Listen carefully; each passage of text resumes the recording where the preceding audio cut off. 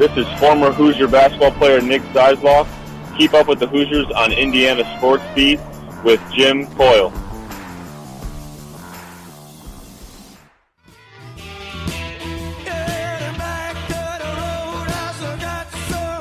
Welcome back to Indiana Sports Beat Radio. Of course, coming to you from the Golf Club at Eagle Point Studios. Coming up next, our segment, Indiana Sports Beat Reporters.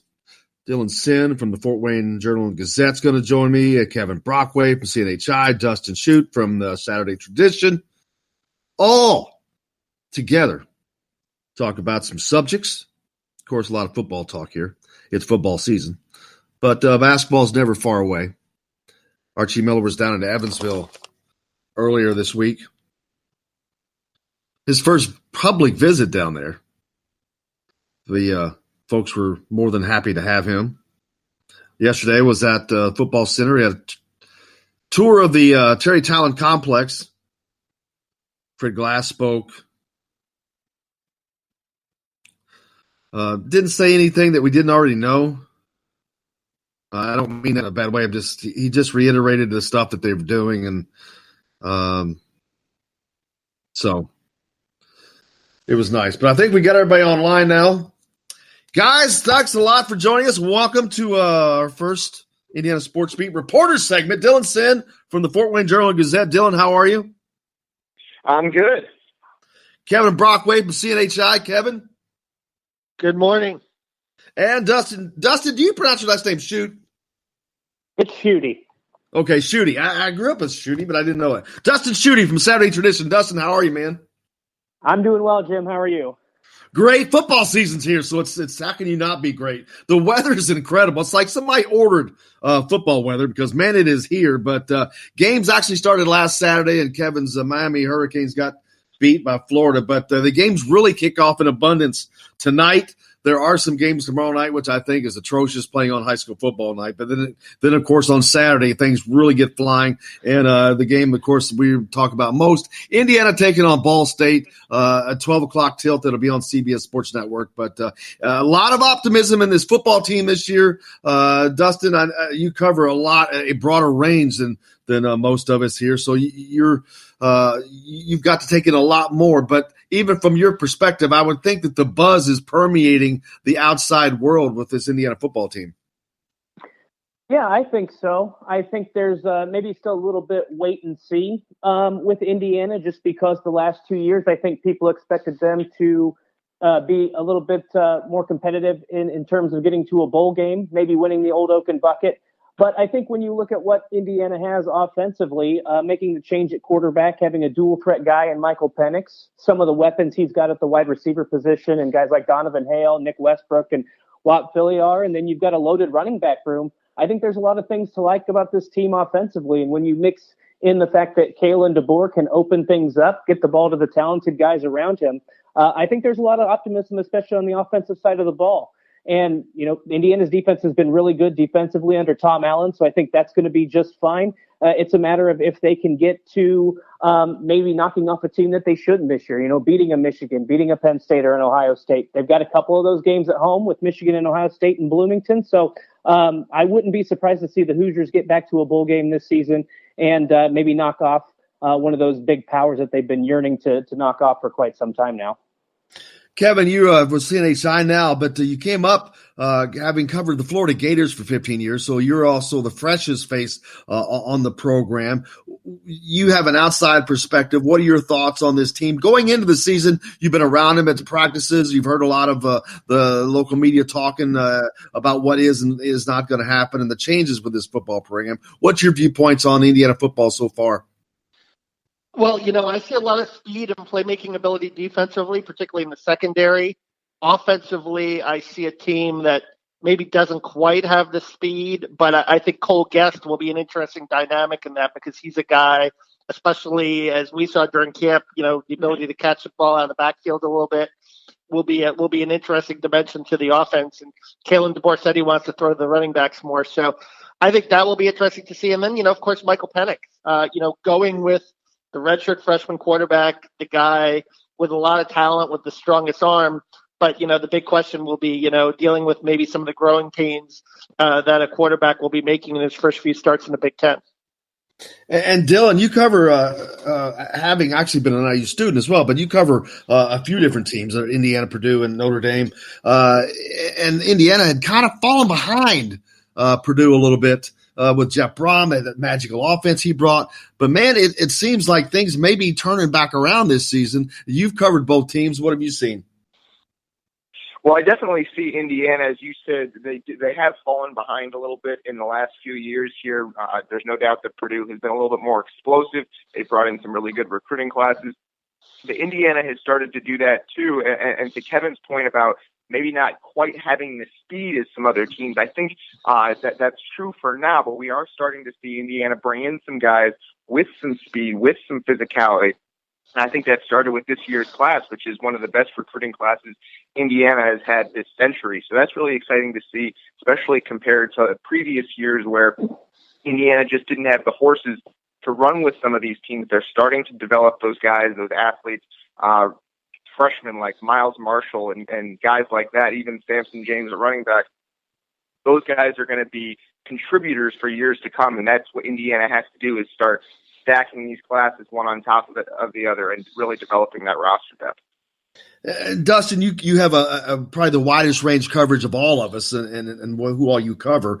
So your perspective is probably going to be a little different. What reasons do you say that Indiana does not have the success that a lot of people are seeing, and what could hold them back?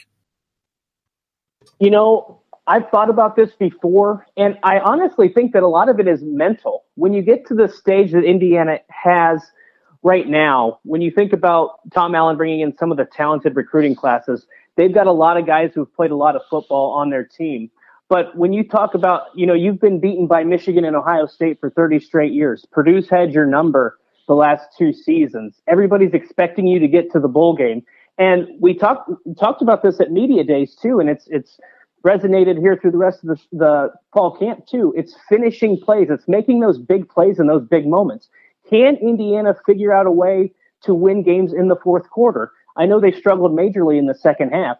To me, I don't think this is a team that is lacking for talent. I think this is a team that can compete with just about anybody in the Big Ten, anybody they go up against this season. To me, it's all mental. It's making big plays in those big moments. And over the last few years, the Hoosiers have fallen just short. If they can get a big win, if they can pull off an upset, if they can win a game in the final moments, you may see them start to really click, and that's when you might start to see a team that can win 7, 8, maybe 9 games. That might be a little bit optimistic, but to me, at this point, with the talent they have returning, with the coaching staff they've got, I think it comes down to the mental state for the Hoosiers. And last year, there was a quarterback battle. It was Michael Penix's rookie season, his freshman season. And I really said openly that I thought that Michael Penix should have been the starting quarterback last year because of the reasons that we talked about all season and up until this season. But that didn't happen. And this year, though, that quarterback battle resulted with Michael Penix being named the starting quarterback. Dylan, what differences just in the program itself making that move, because that's a move that Tom Allen didn't make last year out of fear of just not making the safe choice, I think, but taking that risk, because it is kind of a risk. But what does that show the differences in this Indiana football program? Well, I really think that it shows that Indiana is they're going to play the right player, the best player, regardless of seniority or status or anything like that. And I think that sends a message to the rest of the roster that if you perform on the practice field, if you perform in games when you get the chance, you're going to see the field more often. I think that's going to build confidence in this team. He's not going for the safe route. He's going for the guy that he feels can help Indiana win and win right now. And I feel like that's an impressive message to send for this team. Now, to be clear, I think that if Michael Penix had stayed healthy last season, I think by the end of the year, he probably would have been the starting quarterback if he had not torn his ACL. Obviously, we can't know for sure, but he was trending that direction. I think the fact that he's now healthy, he's now back to what seems like 100%. He clearly has the physical tools to be that guy. I think he clearly showed that in camp, and I think it's really impressive that Tom Allen made that decision. And it just shows that he's not going to play favorites or anything of that nature. If he thinks you're the better player, he's going to put you on the field, and that's an impressive message to send. Yeah, Kevin, to follow up on that, to moving Reese over to the defensive side, it pretty much follows exactly with what Dylan just said. I mean, he was one of the most dynamic offensive players they had, but they've got him playing defense this year.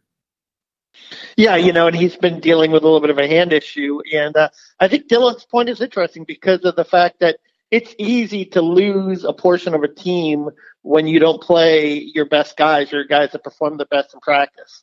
And I think that that dynamic is going to show. And I think Mike is a guy that we have seen is pretty, his teammates think very highly of him. I mean, they did Peyton too, don't get me wrong, but I think with Mike, I think you get a sense or you feel like that, this team really believes in him. And as Tom Allen said, that was a big factor in the decision. A guy that, a quarterback that the team believes can drive down the field and win the game.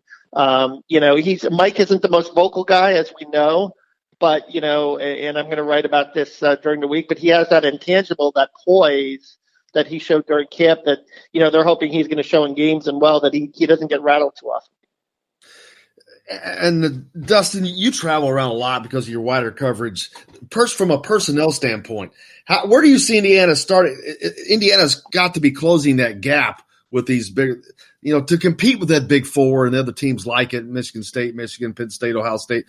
The personnel has got to continue to rise, as does the depth. But I think Tom Allen is doing a masterful job, especially off of back-to-back 5 and 7 seasons. It blows my mind that he can do what he's doing. But anyway, Indiana seems to be closing that talent gap. I don't know if they can ever close it completely, but they're getting a step closer, it seems, at least from our perspective. Right. And I think Tom Allen, of Indiana's 10 highest ranked recruits, I think Tom Allen in his 3 years now recruiting classes has brought in the 6 of the highest. So that's pretty incredible considering that maybe they haven't had as much success as they would have liked being on the verge of bowl eligibility. I know he was able to swap Samson James from Ohio State last year, and he's able to get a top receiver out of Detroit this year. So the talent gap is closing, and you're right. You're never going to close the gap completely with Ohio State, Michigan, Penn State. Those programs are always going to get the best talent. But there's no reason you can't compete with the likes of the Purdue's, Iowa, Wisconsin, even Michigan State. If you're able to get a few pieces here and there, I mean, you saw it last year to keep it in state with Purdue. You get a guy like Rondale Moore and a few other pieces, you can beat teams like Ohio State. You can take teams like Michigan to the wire. You can be more competitive in your division. And I think Indiana is finally starting to get to that level where they are getting more than just a few pieces, more than just a guy here and there. They're getting consistent guys that can come in, make an immediate impact. Right now, they're still a little bit on the inexperienced young side. But in a year or two, when you start to see some of these big-name guys, these 4-star recruits that Tom Allen has brought in, once you see them start to take the field, get a little bit more experience, this is going to be a very dangerous team. I don't want to say that they're going to be competing for Big Ten East titles every year again. I think that might be a little bit too optimistic.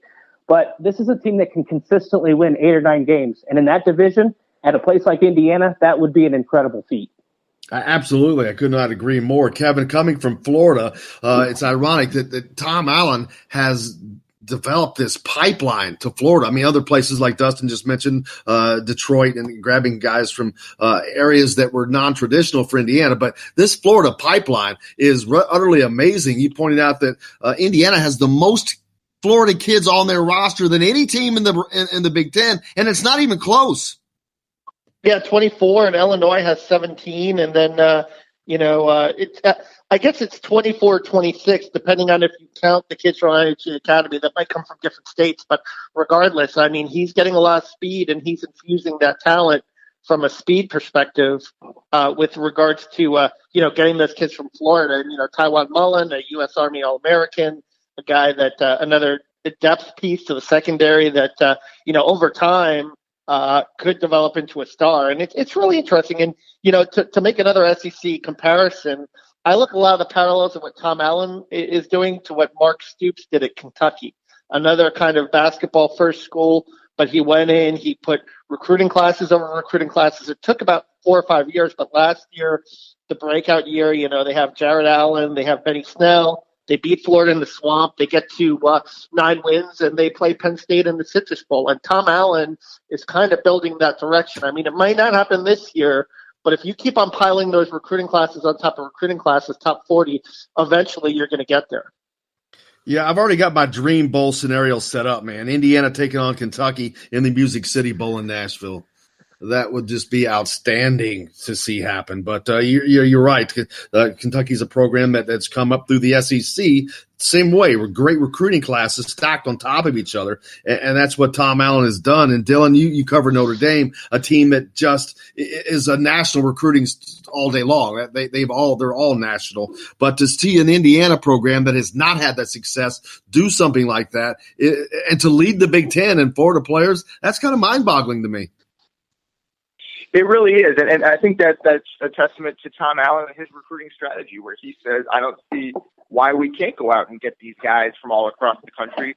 Indiana is a great school. It's a great place to go to school. And now that they have this new football facility, I think you see Indiana investing in football in a way that it hasn't really maybe in the past. Obviously, basketball is always going to come first, but football is now getting money from boosters. It's getting money from the athletic department in a way maybe we haven't seen in the past. And I think not only are they stacking these classes on top of each other, but we talk about getting one of those big wins against a Michigan, against Ohio State, against even a Penn State. If they get one of those wins, you're going to see maybe it starts to snowball a little bit, where people say, oh, I remember Indiana from that game where they beat Michigan.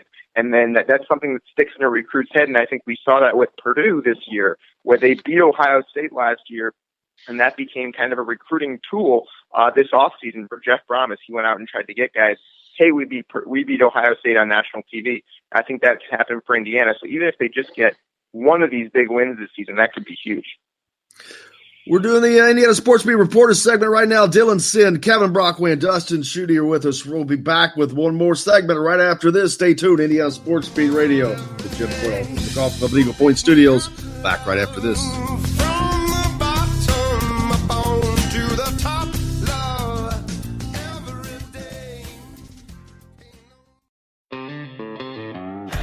This is James Blackman Jr., former Indiana Hoosier. Make sure you're keeping up with the Hoosiers on Indiana Sports Beat. Today's guest is brought to you by Reynolds Family Dentistry of Sellersburg. You need $1 million smile for those championship photos, and that's exactly what you'll get with Reynolds Family Dentistry.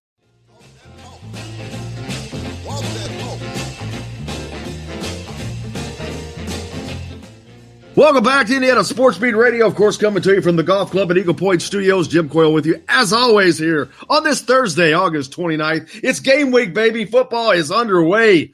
Indiana taking on Ball State on Saturday up at Lucas Oil Stadium, noon tilt. That's on CBS Sports Network there for that. We're joined now by Dustin Schutte from Saturday Tradition, Dylan Sin from the Fort Wayne Journal and Gazette, as we continue our Indiana Sports Beat Reporters segment. Guys, first of all, before I forget, Dylan, where can everybody find you on Twitter, social media, et cetera? Make sure they get to you.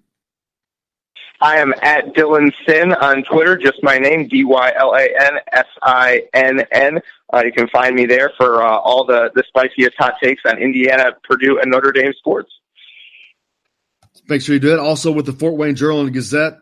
Anything new that you've been writing about coming out soon that people need to be made aware of? I have. I wrote today a preview of Purdue football. So you got that coming out, and then obviously the Journal Gazette has all the coverage of Indiana as we get closer to the day of the first game here. So anything you want, you can go to the www.journalgazette.net and find it there. Exactly, except for nobody cares about Purdue. Just kidding. Dustin Schutte, first of all, you're at the Saturday Tradition. Where can they find you on Twitter, social media, and what do you got coming out? Yeah, I'm at Schutte CFB. That's SCHUTTE CFB on Twitter. And also you can follow our Saturday Tradition at Tradition on Twitter. We've got a lot of stuff coming out. I recently did my power rankings for the Big Ten season and the quarterback rankings. I assume that's going to be a jumbled mess here after a few days. And then we've got plenty of content. We've got some of our week one picks are in. We've got the most important players that aren't at the quarterback position in the Big Ten. Just a lot of different anything you're looking for Big Ten wise, any of the 14 teams, SaturdayTradition.com, you'll be able to find it. Yeah, I saw when you put your power rankings out, I actually commented on it. The only change that I made was I moved Indiana to 8th, which I know is bold, and it sounds like a homer thing to do. But I wasn't being a homer. I legitimately think that this offense with Kalen DeBoer, it's not just the personnel. Kalen DeBoer is going to be such a game changer for this team, I think, because first of all, everywhere he's been, all he's ever done is win, and he wins big. And he adds 10 to 15 points a game to every team he's been at the first year off the bat. And I know it has not been at this level, but he's done it wherever he has been, at whatever level he's been at. And this is the most talent he has ever had in his coaching career already, right here around him. Now, I'm not saying they're going to go win 10 wins or win 10 games, win 12 games, but I think they're going to make life hell on the teams like Northwestern, Nebraska, for example, who is the flavor of the month over in the Big Ten West. But I think this team can go to Nebraska and win. Do they? I don't know about that, but I think they can. I think they can beat this Ohio State team on the third game because it's early and whatnot. But that's why I moved them up to 8th. I'm like, I'm going to do it now instead of being a bandwagon jumper. And I really believe that this offense is going to give them that much strength along with a solid defense that they should have marked improvement. Really a stretch, because when you look at the two teams I had in front, it was, as you said, Nebraska at number 9 and Northwestern at number 8. And I think Indiana does have the talent to compete with those two teams. My big question is, and I did put this in there, to me, Indiana is like the Chicago Cubs before they won the World Series. It was always wait till next year. We're going to get to a bowl. Yeah. We're going to get to 8 wins. And so the reason I did put them at 10 is because for me, it's still a little bit of the wait and see. Are they finally going to get over the hump? And by the way, they've been very, very close. You know, they've taken Michigan to overtime the last 2 times they played in Bloomington. They've played Ohio State tough for 3/4 the last couple years. So this is a team that's capable of doing it. I'm not sure. Again, I go back to the mentality that having that monkey on their back, if they can get a big win like a victory over Ohio State early in the season, then obviously we're talking about a completely different Indiana team, and they are a team that could finish maybe even 3rd or 4th in the Big Ten East. Yeah, and Dylan, what happens to this program if they're able to come up with that signature win? What if they knock off an Ohio State, a top 5 team at home? What will that do to this Tom Allen program? Well, you always talk about with programs, especially early in the tenure of a head coach, you talk about momentum, right? And Tom Allen has some momentum right now. He's bringing in new recruits. They're getting money for new facilities. He has a lot of energy around the program, and that's really important. When you go out on the recruiting trail, you can say you can be part of something that's new, that's changing. It's an up and coming program. And I think they sold this year's class on it. And I think if you go out and get a win over an Ohio State, over a Michigan, over a team like that, it takes that momentum to another level. And you can say, this is a team on the rise. You want to be in on this program on the ground level, because in the next few years, we're going to be doing some special things. And I think that's huge, because it just changes the feel of a program. And in recruiting, that's massive for a coach to be able to go out and say, we have momentum as a program. And I think that's the biggest thing that would happen if Indiana goes out and gets one of these big wins that they've come so close to several times over the last few years. And you're up in Fort Wayne, an area that is it equally split there? Notre Dame, Purdue, Indiana? It's pretty equally split. Yeah, there's loyalties all over the place here, but yeah, Fort Wayne is kind of all over the place. Dustin, like you said, you cover all of these teams. We talk a lot about facilities. Indiana gave us a tour yesterday of the Terry Talent Football Complex, the new locker rooms and all that. It looks nice. It looks great. They've done a really good job, but they're catching up. But when you're catching up, that means you're still behind because the other teams continue to move. From a facility standpoint, at this stage of the game, once they've done what they have done, though, does it really matter that say a locker doesn't have a TV in it or whatever that somebody else may have? I don't know how much that really comes down to a kid deciding where he's going to go when things are kind of equal. Yeah, I don't know that it is a huge difference, because if there's a kid that's deciding between whether they want to go to Ohio State or Indiana, they're probably not looking at locker room, right? Like, if you might make that decision if it's between Indiana and Northwestern, or a MAC school, something to that extent. But you're looking at so many different factors. Am I going to be able to get on the field quickly? What's the likelihood that I'm going to get to the NFL? The arms race in college football is obviously necessary. We've seen Northwestern benefit recently. We're going to see Illinois benefit recently, and we're going to see Purdue benefit recently from putting up these new facilities. It's something you have to do to stay competitive. But once you get that facility built, I don't know that it really matters that Ohio State has 6 different waterfalls in their facility and Indiana doesn't have one, or whatever the case may be. To me, it's more about what kind of impact can I make immediately? What are my chances of getting to the NFL? Those are the 2 big selling points. And I just don't see how, when you get to the level that now Illinois, Purdue, Northwestern, and now Indiana is at catching up in the facility standpoint, I really don't think it makes that much of a difference on whether a kid's going to choose one school or another over facilities. Yeah, the new Illinois facility has a couple of bowling lanes in it, which is cool. But unless you're recruiting the next Earl Anthony, I don't think it really matters a whole hell of a lot that you have a couple of bowling lanes. Yeah, I can't imagine that it would. I mean, it's great for the players now, and it just, to me, I don't. It's something you have to have. I get it. You have to make it more suitable for student athletes. You want to keep them in the building. You want to try to keep kids out of trouble, try to build that trust. But again, I just can't imagine somebody saying, "Oh, Illinois has got a bowling lane. Sign me up. That's why I'm going to Champaign." That just, to me, I don't think that's the case.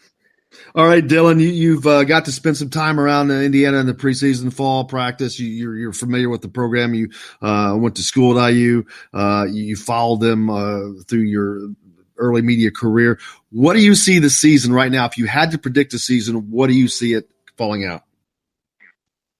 Well, I think obviously that they're in such a tough division that they have games that are very difficult to win all over the schedule. I would say if you're asking me to choose right now, I would say a good goal is to get to a bowl game this year. Go out and get to maybe 6-6.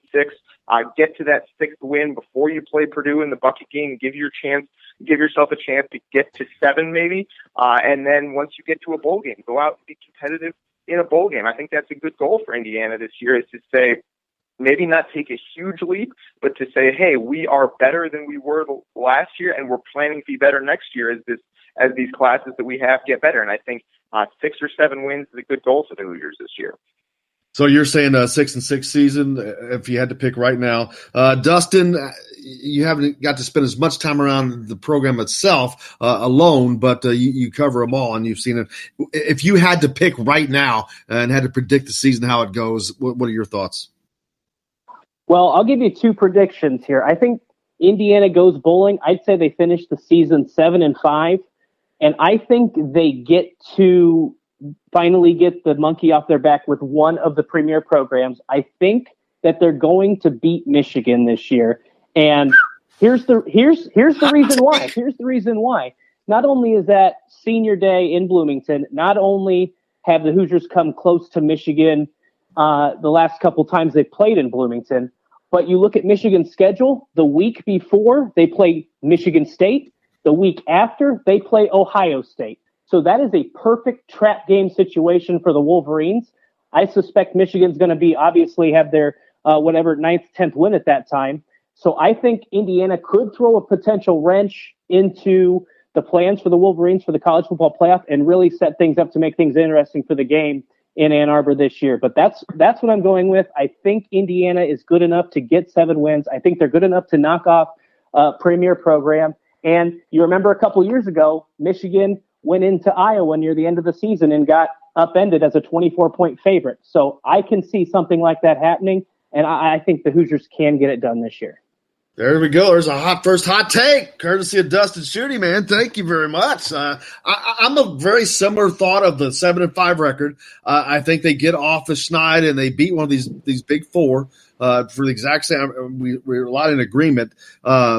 I don't know who it's going to be. I don't know if catching Ohio State early without having much of a book on Indiana, they're not going to see a lot in these first two games. Those first two non-con games, they're not going to show a lot. I wouldn't imagine out of the playbook. So, and then catching Ohio State in a coaching change, which it doesn't sound like it's a big deal, but if you look back in history when Urban Meyer left Florida, he left the same talent that he had played with the year before, but they lost several games the next. I think they went like 6-5 or 6-6 the next season, just after that coaching change. So it can have an effect. It's not the same as what went on there. Right now they've got, you got Kevin Wilson to run the offense, which is like having a head coach, and Ryan Day, who had a lot of experience last year because of the Urban Meyer fallout with his suspension and whatnot. But it's still changed, and I think that they could possibly catch them on that right time. And with as historically as they have played well against Ohio State, this may be the year that they shock the country and do that. I'm not sure that's going to be the game they do it in, but I still, as well, I see a 7-5 season, and I think they get their first bowl win since '91 and to win the 8th game after that. But looking forward to that. But so that's my take. Those are 3 good takes, guys. I appreciate that.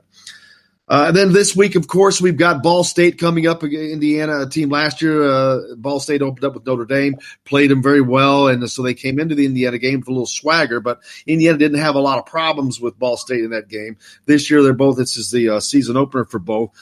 I think Indiana wins this game big, even without having to open the playbook. I think this is like a 38, 40-point game for Indiana, and I think they give up maybe 7 or 10 points on the backside. But I think it's a pretty easy win for Indiana and the debut of Michael Penix. And we'll get a better idea of how this young defensive line is going to play. That's probably Indiana's Achilles heel right now.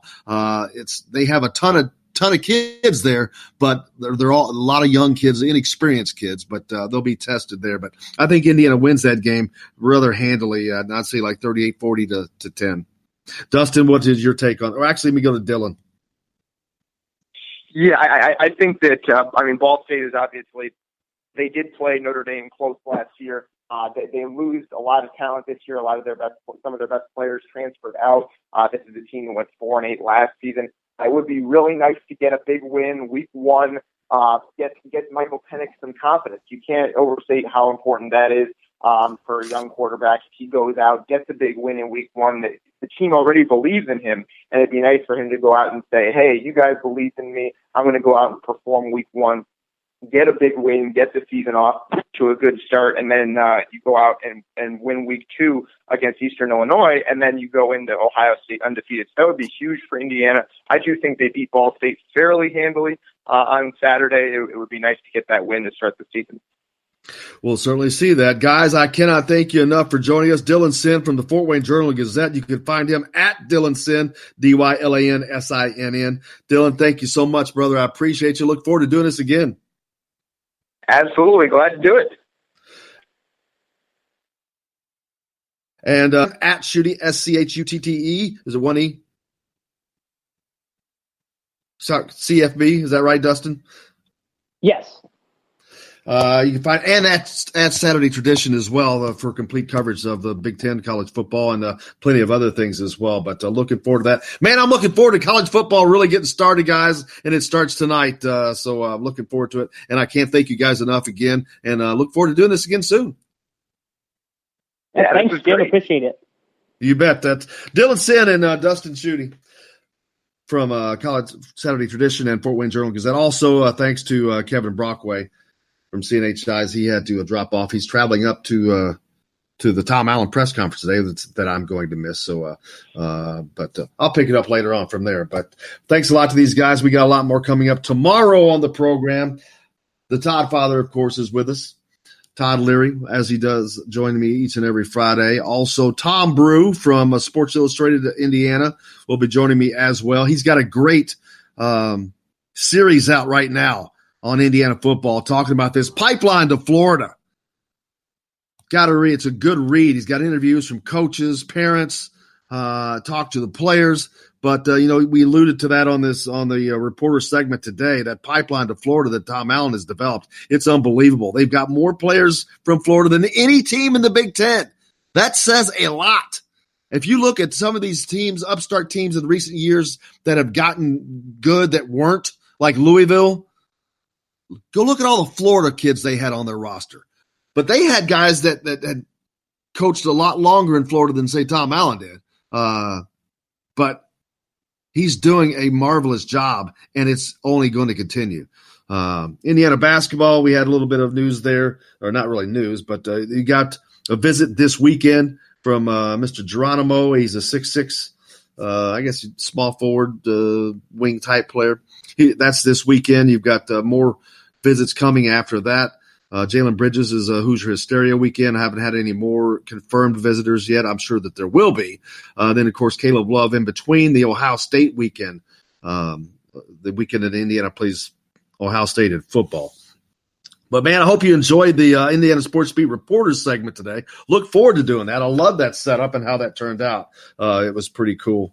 So Indiana volleyball opens up Wilkinson Hall tomorrow. We should be broadcasting live from there as Indiana will take on Florida International at 12:30, and then Marshall University. We are Marshall at 8 o'clock. Then on Saturday they'll take on UT Martin and Santa Clara as bring in some West Coast action. Beer and wine sales will be starting at Memorial Stadium, and obviously a week away when Indiana opens up the home season against Eastern Illinois. So looking forward to that. And then the gambling starts. Don't forget about that. We'll talk about that next week on the reporter segment as well. It'll be gambling time. You can make a bet. Sit down. You can make a bet on a game, sit down, watch the game live, and have a beer. Amazing. A year ago, you could do none of that stuff. This year, you'll be able to do all of it. It's crazy. Let us know how you like the Indiana Sports Beat Reporters segment. Look forward to adding. Going to rotate some different reporters in, different beat writers and whatnot, but I really like how that went, Jake. What did you think? Turned out good. That's all we got to hear. Turned out good. Matters what you think, though. Let us know. Hit us up on the text line, 812-269-6367. Let me know what you thought of that. Suggestions, ideas, people you'd like to hear on. There you go. Send in a suggestion of reporters you'd like to hear on. We'll have them on in the roundtable. But that's pretty much going to wrap it up for us today.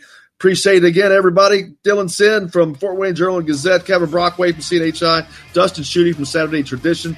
We heard from Fred Glass as well. Until tomorrow, when the Todd Father, Todd Leary, and Tom Brew will join me from Wilkinson Hall. And I'll have Jeff Oliphant, don't forget, father of Sophie Oliphant, former member of the 87 National Championship team. For Jake, I'm Jim Coyle. For Indiana Sports Beat Radio from the Golf Club at Eagle Point Studios, I'll see you on the radio. To explain